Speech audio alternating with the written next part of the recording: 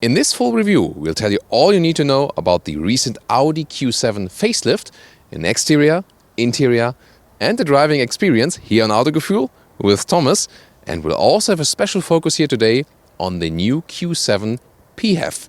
So join us there in full HD, full screen and full length. Let's go!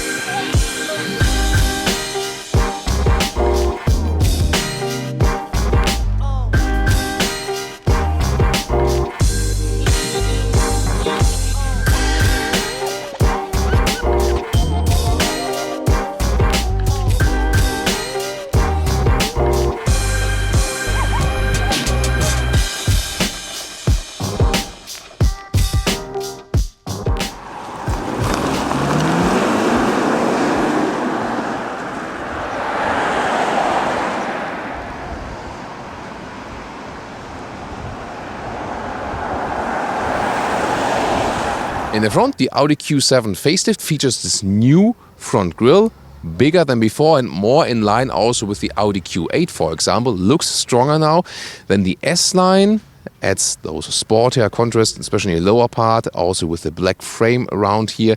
Then new headlamps, horizontally drawn.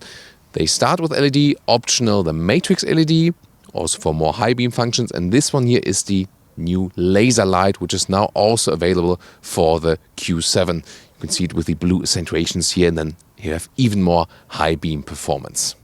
The length of the Q7 is 5 meters 06, 16 foot 6 or 199 inches, and comes standard with a steel suspension, optional also what we have in here, the air suspension. That one then varies 9 centimeters overall, so 6 centimeters up in the off-road mode, 3 centimeters down when you drive faster on the Autobahn.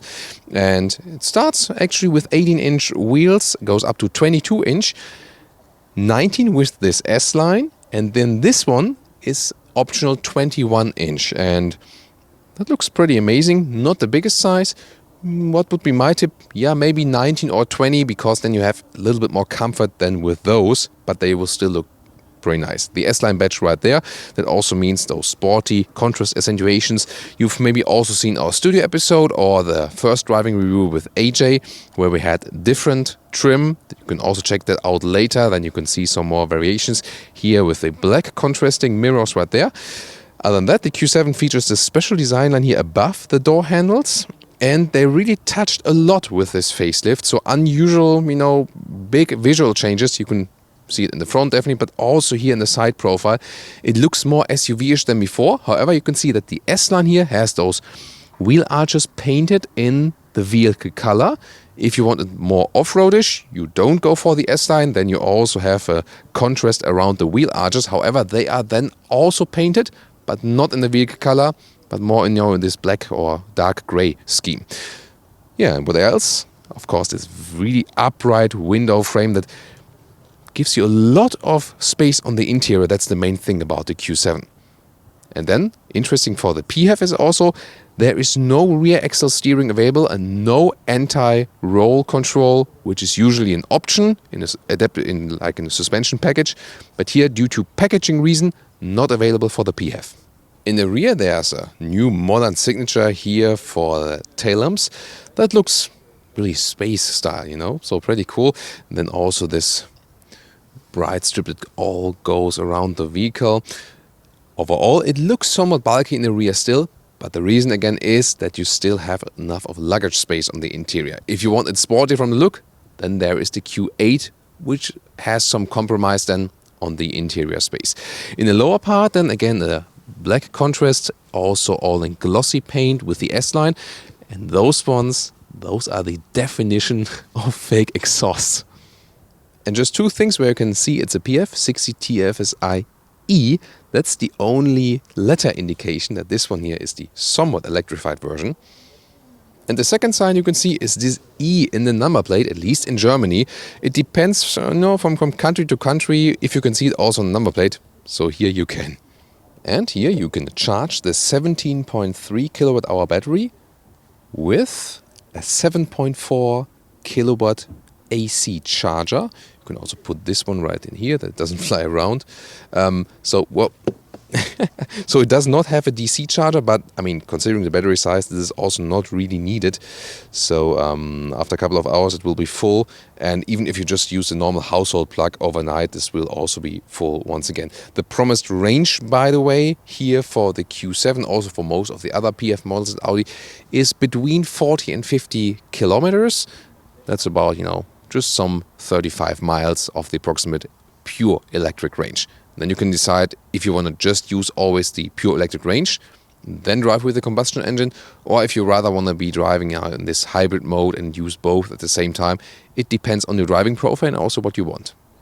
So Audi, what do they do for their new plug-in hybrid models? In the Q5 and in the A7, they use a 2-liter 4-cylinder petrol engine to combine it with this electric drivetrain. In the A8 and in the Q7, like here, well, you can't see much from that in the front here. This one here is the 3-liter 6-cylinder petrol engine, the 3-liter TFSI. That's very interesting, this strategy, and there are 2 horsepower outputs available actually. In the 55 TFSIe, that's 375 horsepower, or in the 60 TFSIe, that's 450 horsepower. Each is the total system horsepower output, so pretty strong actually, and we'll be really excited how this one will be driving. And what's also interesting is when you have a 2-liter 4-cylinder at Audi and you have the Quattro all-wheel drive, then you have this Quattro Ultra front plus rear on demand. But here then, when you have the 3-liter 6-cylinder engines, this is a classic Quattro 40-60 base distribution, so rear wheel biased all-wheel drive. Well, to me, the true all-wheel drive, yes, the new one might be a little bit more efficient or so, but this one, of course, will give you a little bit more rear wheel bias. And what they also do with their PHEV models, whereas, for example, at Volvo, they make it that the rear axle is being driven by the electric motor and then the front axle by the combustion engine. Here, they remain the classic setup. It's basically that there's the combustion engine, then the electric motor, and then comes the transmission, and everything combined is sent then to the wheels. So the characteristic of the all-wheel drive is not influenced here by this PHEV edition.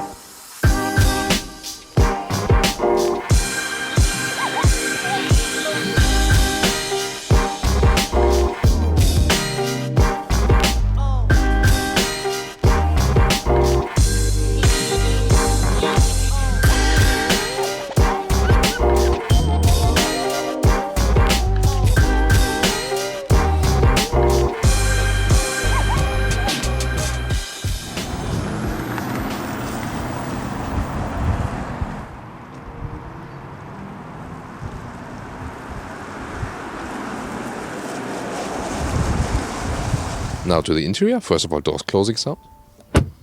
Oh, amazing. This is a really very solid door closing sound. And you can see, by the way, the door here is really low, so that also protects the inside. Also those beautiful S-line badges from dirt. Then there's Alcantara at the inside of the doors. Here you can get different decor elements. Reasonable door pockets. There you can also open the normal fuel cap, and also right here the trunk. Bang & Olufsen sound system. Yeah, it has a really nice sound, tested it before, definitely. And the S-Line also more sporty accentuations. For example, here the perforated side of the steering wheel, animal skin seat here in this case. But the Q7 can also be bought with fabric seats as base, at least in Europe. And there's also in the normal S-Line, there would also be an Alcantara insert on the middle available. And there's also a sport seat available without the integrated head restraint. That is already a little bit sportier, but not as sporty as this one. So you go base seat, more open, then sport seat, little sportier with separate head restraint, and then this one here, the S sport seat with integrated head restraint. So this looks the sportiest, but I can tell you with this, visually attractive quilting on the inside and the sportiest form of the seat, it's to me at least not the best comfort then. So I would rather tell you to save some money and go for base style seats or the base sport seat if you want the most comfort. However, for a sport seat, it's still decently comfortable because you sit upright, you have a lot of space in here.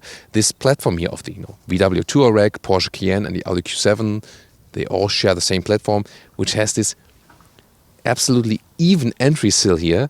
This somehow feels cool, it doesn't go up or down, it's just all flat here to the bottom. That's just, a very special feeling when sitting here on the interior.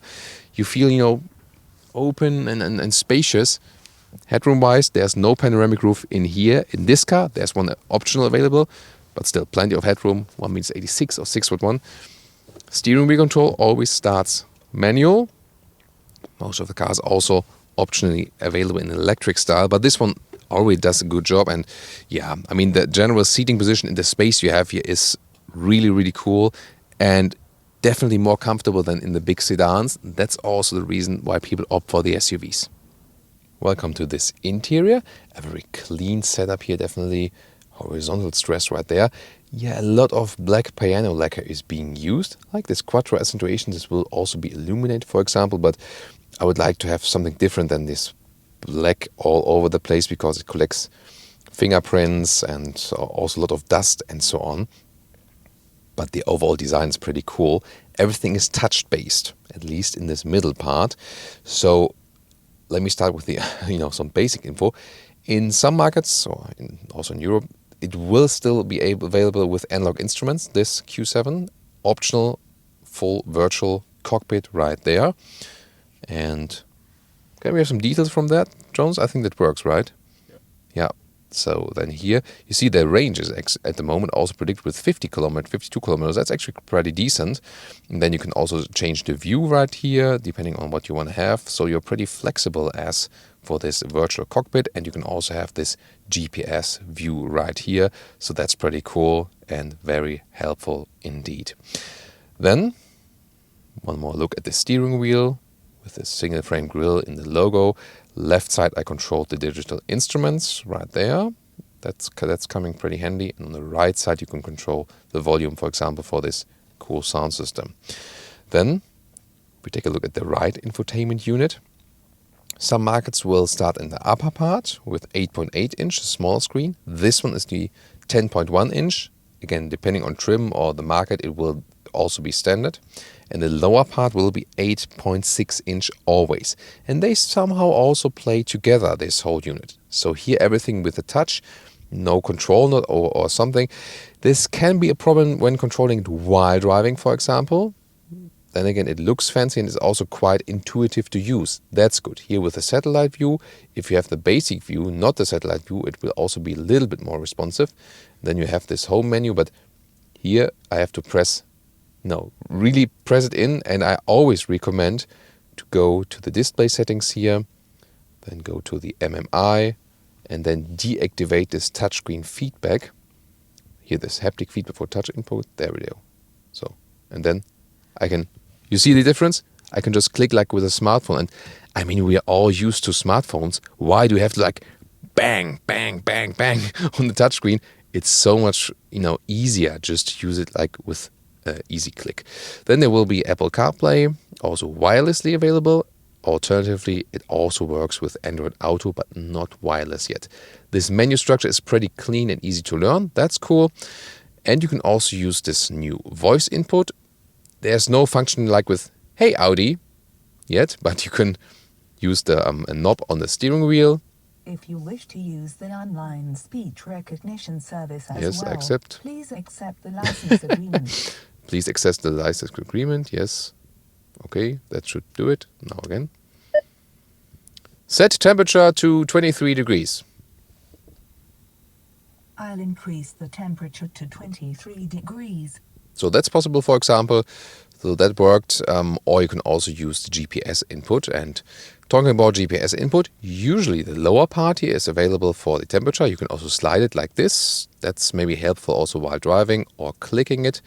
And also a heated steering wheel is optionally available. But when you have the address input there, I mean, you can use it with the voice input, but you can also do it like this. And then the lower pad, for example, either becomes a keyboard where you can type it in, or then, like write, and not only with letters, but you can directly write, for example, Berlin. B-E-R. That's funny. So, and then it's also put in there. And no destination. Yeah. He was searching along the route. I mean, because there's a route already planned in, they have to cancel the route first. And then, the city would be recognized. But you see, this actually works pretty nicely. And then you also have this EV driving mode.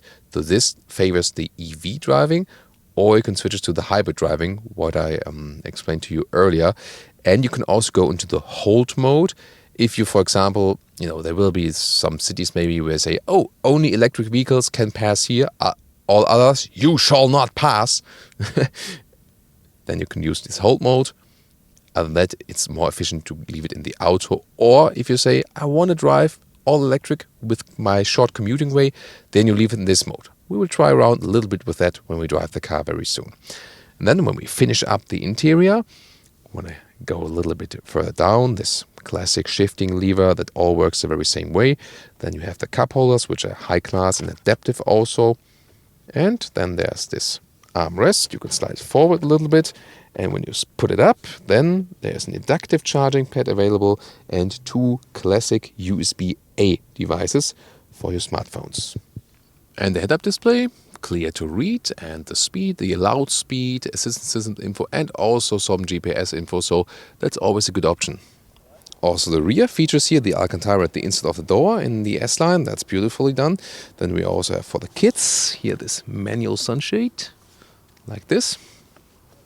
Oh, yeah, there we go. And awesome build quality everywhere, what you touch and see and feel. They're really on top of the game here with the Q7, especially even more with the facelift. Then a lot of space at the back of the interior. And even here in the PHEV version, there's no compromise on the back seating. In this normal back bench, there's no 7-seater option available here for the PHEV. That's not possible, but I mean, this will do just fine. You can get inside as well, and see here I have plenty of legroom left when I would be driving even here, and also with a more voluminous S Sport seat. Then you're really flexible because you can slide the bench forward and backward, and that's actually possible for each individual seat. So you can also very well sit in the rear, one of the very few cars where you can sit as a tall adult in the middle seat perfectly. You can also just put this middle seat forward then. This is all possible to be flexible in, trunk length and the space you have here in the front available. Isofix here at the outside is also nicely covered as for that. And I mean, there's of course this transmission channel here, yes. But you can still sit pretty decently here. Also have an additional climate control in lower part, 2 12-volt power supplies. And yeah, headroom is actually absolutely plentiful. And also the back part of the seats, I'll mention that too. You can put it a little bit straighter or more backwards if you want to go in a relaxing sleeping position. And this also goes a very, very wide way. And this would also be the possibility to flip the seats directly from here completely. Well, we have darker windows here in the rear area. Therefore, we cannot see it that well. But I can tell you, at the moment, the top cover of the trunk is closed. And when I open the hatch right here, the cover automatically raises up like here, and when I close it again, it goes down. That's a really great, comfortable function, definitely. When you have the air suspension, you can also lower the car a little bit here, that you have a lower loading niveau, so that's also handy and pretty good in square dimensions. This is the trunk split, and there are actually 2 limitations here for the PHEV. One, there's no lower ground, so you cannot put anything up here. Usually you could put this one up. And again, there's no 7-seater option available. And the second limitation is this one here. So there's like an additional box, for the AC charger. So you're a little bit more limited in the space, in the width right there. But still, I mean, even at this point right there, it's not exactly 1.20 meters, but it's definitely more than a meter in width right here. And in the upper part, even a little bit more. So still, you can get along with that very well. And the length of the trunk here is 1.14 meters. The only thing that I don't like that much is when you have to flip the seats, you have to go all the way around.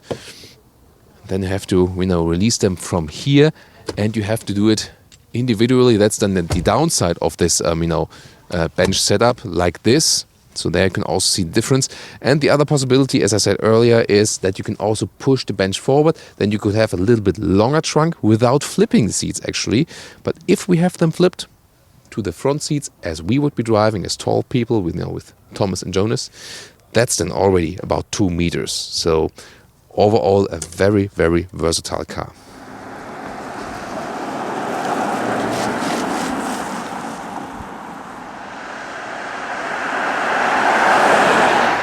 Welcome to Thomas's Driving Lounge with the Q7 PHEV. TFSIe, how they call it now, here in the stronger horsepower version. And we start all electric. That's of course cool when you're in the city and so on, and everything is calm and silent and so on. That's definitely pretty helpful. And yeah, definitely some things I enjoy most about driving those PHEVs, and of course the pure battery electric vehicles and the BEVs. Yeah, and I mean, the car is about 300 to 400 kilograms heavier than normal Q7 with the 3-liter TFSI turbo petrol engine, so you have to bear that in mind. However, this electric drive always transports some kinds of, first of all, tranquility, because it's silent, and also of, lightness again, because you hear nothing. When you hit the throttle, there's this electric drive, which does feel different from the combustion drive. The promised range is 640 kilometers on the combustion engine and about 50 kilometers on the pure electric drive. That would be about 400 miles combustion engine and about 30 miles as for the pure electric power. So overall, I think you can very well live with it. And the total system output here, with this 60 TFSI-E version, giving us 450 horsepower. That's horsepower wise, like it's an SQ7 alike. So really a lot of power, definitely very interesting. And you can also at the moment just drive pure electric. That's cool, and especially if you have the chance to recharge it frequently.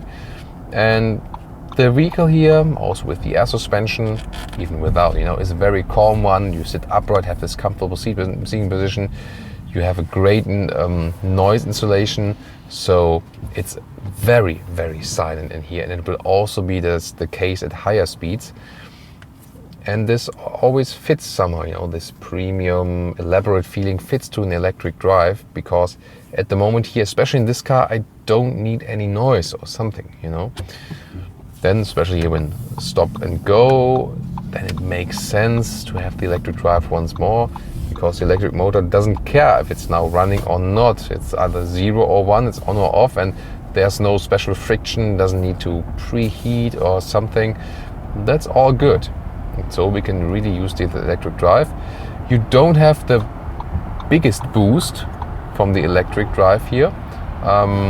At some points you feel more resistance in the in the throttle, and then it would turn over to the hybrid drive, also with using the combustion engine.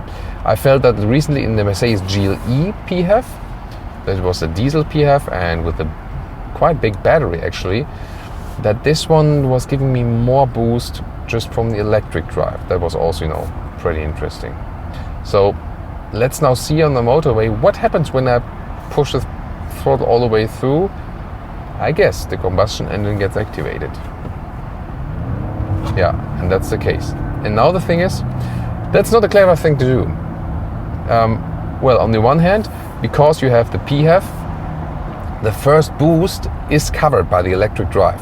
But then, of course, the combustion engine is being activated for the very first time, maybe, and is already now on higher RPMs. There are some protection measurements that it's not running at like a peak RPM or something to prevent some damages, but still, I think it's not the best thing to do. But they have this function here in, because for, let's say, there's likely lane change and I really need to get on before another car is there or something, then for safety reasons, they offer this automatic boost that the combustion engine joins the electric drivetrain. If you like a situation like this, you're just rolling behind this boat there. For example, set the cruise control like this, and it's also adaptive cruise control in here, and you're just rolling, don't need too much power, additional power. Then you can also use the EV mode on the motorway, the car's just rolling or coasting, and that's also fine for the EV mode then, and then you can also be actually quite efficient. However, yes, a combustion engine is more efficient on the motorway, because the best efficiency point for a combustion engine would be about 90 kilometers an hour. So actually the car is in the hybrid mode now. So yeah, I can also, just when I use this lower button, switch between EV and hybrid. And here now in the hybrid mode, now I can see those yellow symbols there in the dashboard.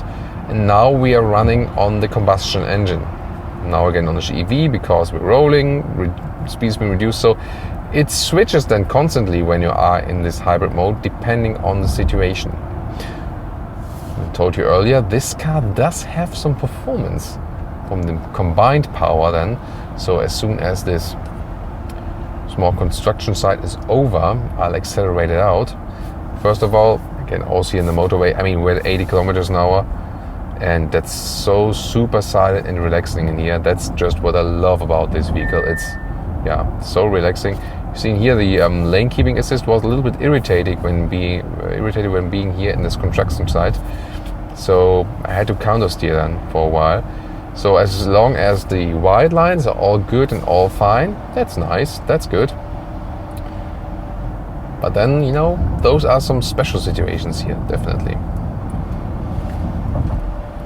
So, and this will be over soon, but overall the car is good to handle. I mean, although it's not a small vehicle, you have a good overall visibility. The windows are pretty much upright. You can see where the car is ending. So it is one of the cars where you, well, there are smaller cars which are not that easy to control, you know. So it always depends. Do I miss the all-wheel steering, which is not available for the, well, the rear axle steering, which is not available for the PHEV? Yeah, on the motorway it doesn't play such a role, but I do somehow miss it when, you know, driving around in the city and so on. The combustion engine, maybe I'm not sure if you can pick it up on camera. Now it actually is running, but it's also so well insulated from the cabin, you also don't hear it that much. So pretty much feels like driving a normal Q7, so there's not a big difference. It will more play a role if you in your country have special subsidiaries from the government, tax benefits or something for the PHEV, then it makes sense financially. And manufacturers, especially in Europe, try to price those PHEVs very well, because they know when they exceed the fleet overall, the fleet CO2 output, they have to pay fees or fines to even that out. And when they produce PHEVs, they can actually even that out pretty much. So it does also pay off for the manufacturers to offer those at a rather attractive price. It's also a very interesting aspect. So what I want to show you here, go to the right lane here now, because I'll show you the blind spot monitor when the car is appearing right here. Then it, okay, let's see about that. So there should be the blind spot monitor appearing, but it seems that it's not activated. Driver assist, basic, maximum. Ah, there it is. Live on Autogefuehl, guys. There we have the blind spot monitor, and when I also used it, the turning indicator, then it's also flashing actually to give me an additional warning. And now there's also unlimited speed, so we can use actually, for example, the sport mode, dynamic. Then the shiftings also according to that, and we have the maximum power. Oh, there's a new GLE coming. No, sorry, look different. It was a new X class. They look pretty similar from the front. Interesting.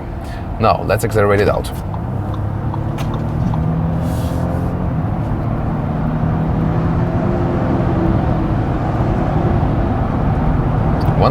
kilometers. Wow. So what, that was 80 kilometers an hour to 160, and pretty powerful. And what I felt is we got first some electric punch, then more or less the combustion engine took it all over, and that's pretty impressive. So indeed this can also be an alternative to like an SQ7, to a performance model, which, especially, you know, think about the European new diesel regulations, where they limit the, you know, output that can come to the filter. And yeah, they were struggling recently. They're using now some software updates, but the latest performance diesel models were all not performing that well. And so this PHEV model could indeed be a good alternative to that. Yeah, at the same time, mostly you maybe don't want to force it that much. and then you can keep it, just rolling, go to the comfort mode again, and then, for example, also use the recuperation. So we had some rolling, we also had some acceleration. We have a fuel consumption of 5 liters in 1 kilometers now and 22.7 kilowatt hours in 100 kilometers. That's similar to an e-tron, but we can also reset it and set the cruise control and see what about that then, how that one plays out. It's always really hard to measure the exact fuel or energy consumption of a PHEV, or because you never know to which extent are you recharging the car when I'm driving it pure on a combustion engine. So there's so many variables. Interesting, by the way, here I have a GPS route set, and I was wondering, didn't check it too much, on which route we really were, and the car with the predictive cruise control was actually somewhat warning me, because it was reducing the speed and at the same time showing me, you have to get off onto the right now, and this, the signalizing that the car is reducing speed a little bit. I think, wait a minute, I think the car wants to tell me something. And indeed, that was the case. Tell me, look at the GPS. We want to go off the right. That's pretty cool. It's also working in front of roundabouts, for example, that the speed is being reduced. That's then the highest build trim of this adaptive cruise control, and a pretty helpful feature, and it can also save some more fuel. So getting here on the motorway, just for the next, for the next exit. And here again, setting the cruise control after this car. So it really varies from the variables what you can consume or not. But for this size, equal to the Audi e-tron, for the weight it has to be moved, something 20 kilowatt hours per 100 kilometers plus is definitely realistic. And when you use a lot of this electric energy, then the fuel consumption will be all low. That's also no wonder. However, if you just use the petrol engine here, when let's say the battery is depleted or something, then usually for this size of a car we're rather at 2-digit figures on liters on 100 kilometers. But it always depends on how you drive the car. If you just drive it cruise control or something. And we have the standard quattro all-wheel drive here. That means we do have a rear-wheel bias. Now you're not racing with this car anyway, so does it make such a role? Then again, you can say that a 2-liter 4-cylinder would be maybe undersized for this car and would not really help with the fuel consumption. Yeah, so you can argue that definitely. Here at slower speeds, it feels a little bit more agile when I would have the rear axle steering. But then again, it is a feature you can live without. If you want to drive in narrow city streets, then it's maybe also not the right car anyway. But it's definitely a fancy feature I do like when driving a Q7, definitely. Other than that, the steering is quite direct, and although it's set on the comfort tone, it's fun to do some slalom here with the Q7. There's a good steering feel, good steering input as well, and the handling is fantastic. I mean, we have a great suspension from this air suspension, a great comfort from the air suspension.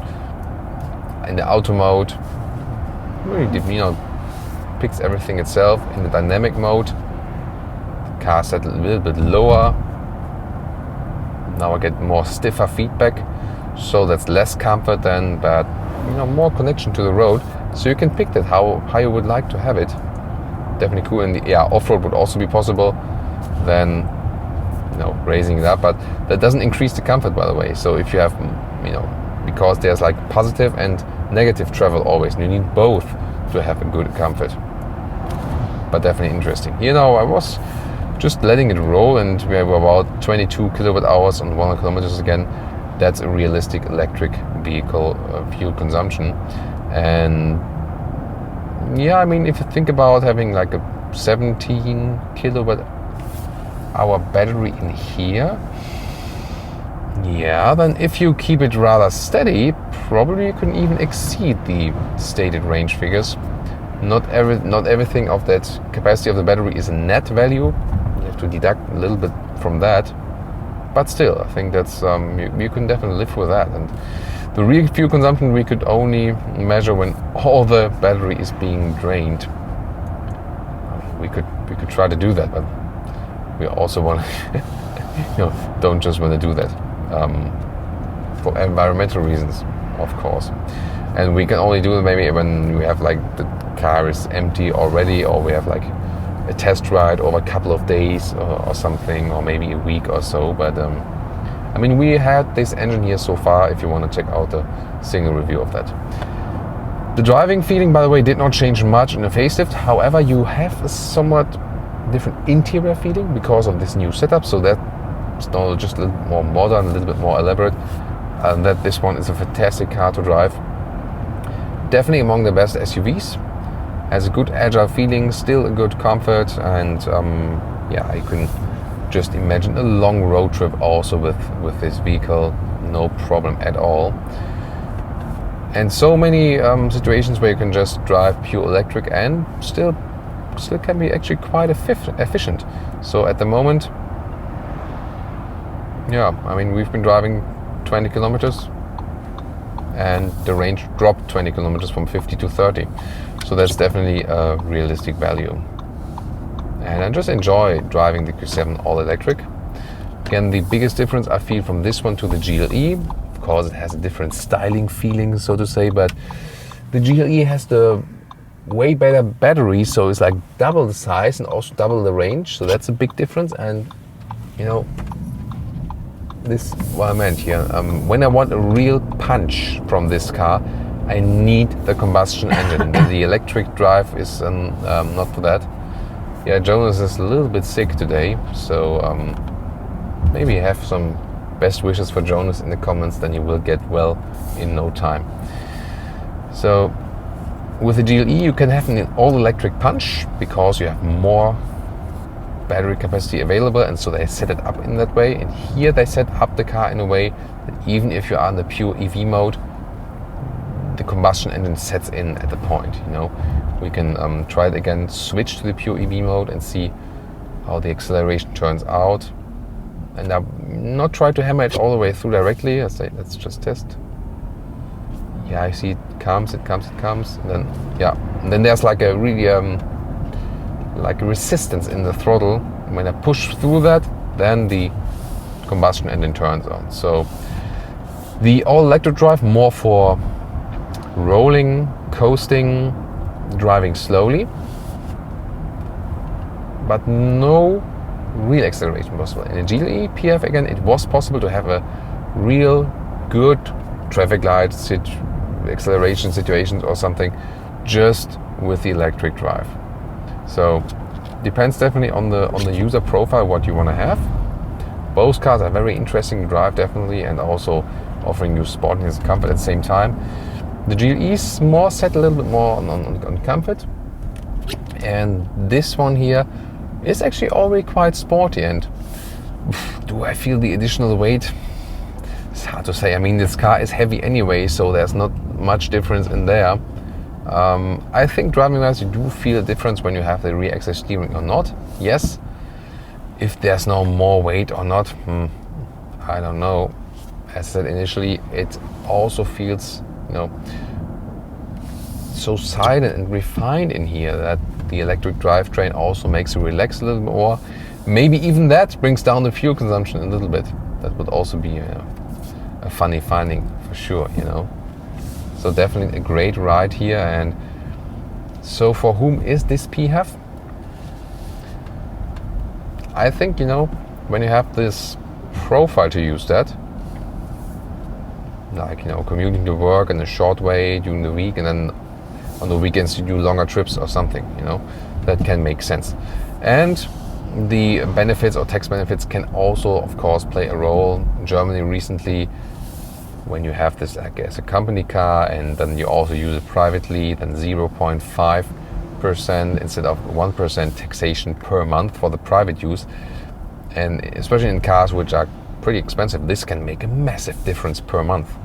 So then it can also be, so to say, a diesel alternative. And you have to think about, there's always the recuperation process. Now I'm lifting my foot off the throttle, we're in the pure EV mode again, and either the car is rolling or you have the recuperation process.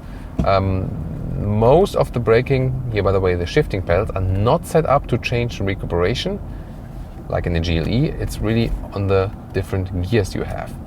So that's also very interesting. So in this case, it doesn't play any role, when I'm in the EV mode. So just when I'm using the brakes, there is recuperation, and that's also fine by me. This car really just drives like a normal combustion engine car, which is also okay. The electric vehicles with this one pedal driving feeling, they give you something else as for the feedback they deliver. But here you can be sure that when you use the brakes, there's also recuperation being used, and that when you need even more braking power, then also the real brakes are being applied. But you can just let the car take care of everything. There are also those, let's say car details, for example.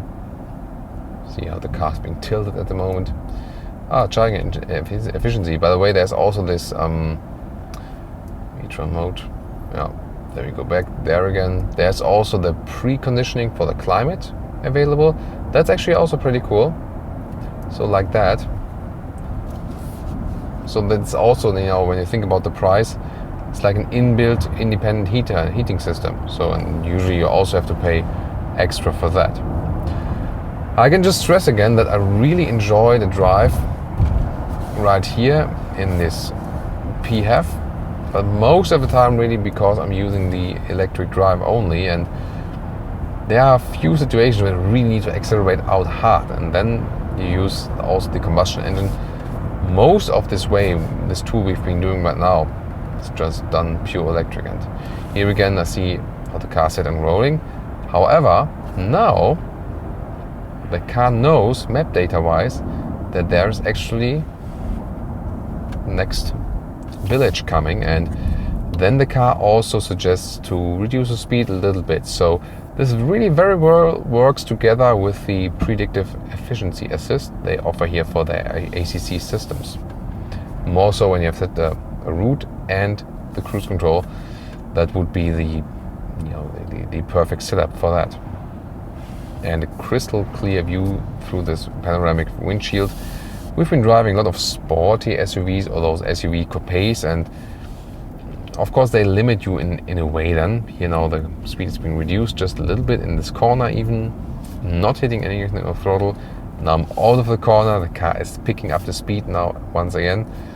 This is pretty cool, and this is some kind of autonomous driving where you still steer, you know what I mean? So really all the situations are being taken care of. As for braking, accelerating, you just steer yourself. You could say semi-autonomous driving if that would exist. When we stick to the term, there's just something as semi-automated driving, but not semi-autonomous, because autonomous is like it's a 0 or 1 term. Either something is autonomous or not. But you can do it half automated. Maybe that's grammar Nazi, I don't know.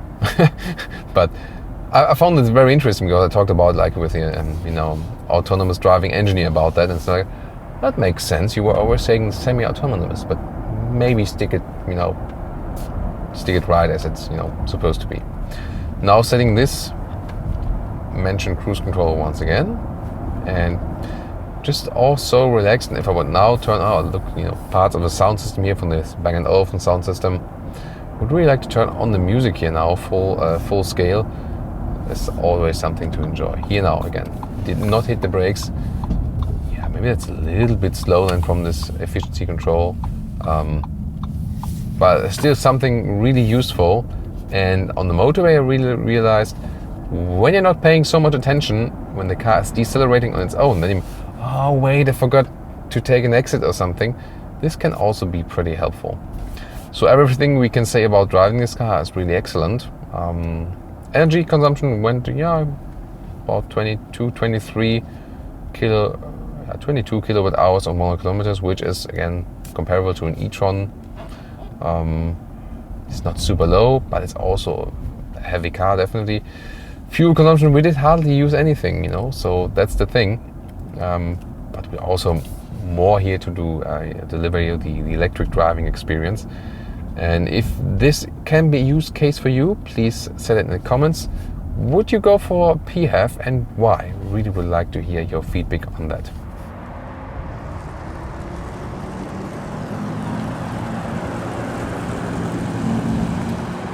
And now to our conclusion for today with the Audi Q7 facelift and the special focus on the Q7 PHEV. First of all, in the exterior styling, this facelift brings more strength to the whole car and, well, not maybe in the S-Line, but in the other version it looks more SUV, more off-roadish and less as a van maybe as before. In the S-Line then, more sporty accentuations. It also depends on which size of the wheels you pick, of course. But definitely here also with the painted wheel arches then a sportier style. And a nice contrast here with the black pack as well, so that fits very well to this white color. On the interior, high build quality as we used to. Now with those infotainment system upgrades makes it a modern car. There's no interior differentiation as for the infotainment now anymore between Q7 and Q8. Yeah, you can argue with the MMI knob before you could control stuff better while driving. However, the menu structure is pretty easy, so you can find the things pretty fast, and that's also good. And also with the upgraded voice input, that helps. Overall, I get along with the system pretty well, I have to say. Good comfort, also great riding comfort. And this one is, although it's a pretty heavy car, even heavier as a PHEV, still it feels somehow easy and agile to drive. And the thing is, with this power here, you maybe saw the small clip from the action cam from the acceleration 0 to 60 kilometers an hour. And that was in, you know, heavy rain. Still, this all-wheel drive was managing that very well. Also good to has an advantage to have the classic all-wheel drive 40-60% base distribution, then adapting in just a little bit. Together with the big 3-liter 6-cylinder engine, I think that's a good mix overall. Yeah, I mean, when they could put a bigger battery in there, you can have an even higher electric range. The Mercedes GLE is a good example for that, with a double the size of the battery and also double the range. Here about 50 kilometers or 30 miles, it is indeed realistic. And you don't have the real electric punch, the pure electric one. That's not how this car is laid out, which you would have in the GLE then, with a pure electric punch, from the traffic light and maybe some gaps you want to fill in there. But then again, most of the time I could still drive all electric, because in the normal traffic situations, you don't have so many situations where you like hammer it all the way through, even not in Germany. So you can use the electric drivetrain quite a lot, especially if you're commuting short ways or for inner city drives, that you can reduce emissions locally. And you always have the recuperation possibility that even when the battery is depleted, you can still lower the fuel consumption by using the recuperation. Then again, something from the battery, especially for the first few meters and so on. So this can be useful if it fits to your driving profile. And overall, definitely a very interesting drive here today. What's your take on that one here, the Q7 PHEV? And of course, it might even be an alternative to the, especially when you use the hybrid mode, to the powerful alternatives, because that was a strong acceleration we had here in this combination with the total system output. Thanks so much for tuning in today, and also tune into more videos here of the Q7 facelift or maybe the Q8. We will also link them in the video description. See you there.